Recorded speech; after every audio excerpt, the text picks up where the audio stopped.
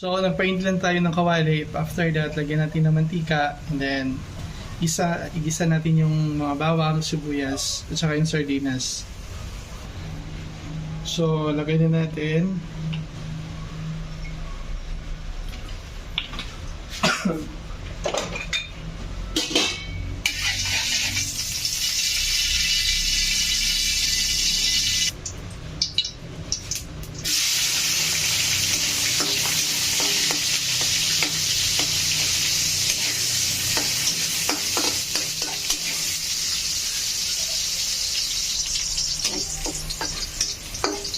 So,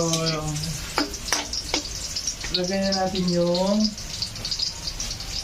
sardinas.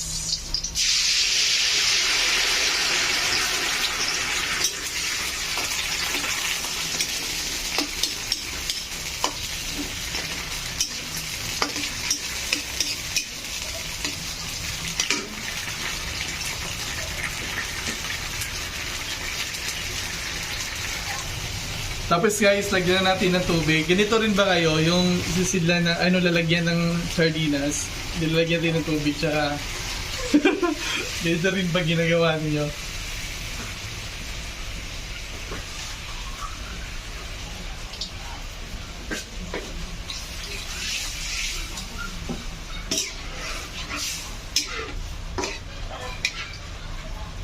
And then, lagay na natin yung talbos ng sayote.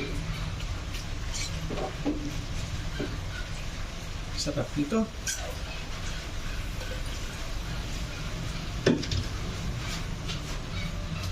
Ganun lang, tapos takpan lang muna natin siya hanggat kumulo yung tubig.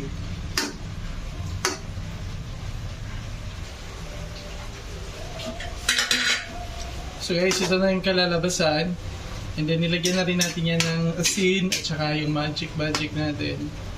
And then ready na to. So pwede na itong alamin. Tara! Dinner time na!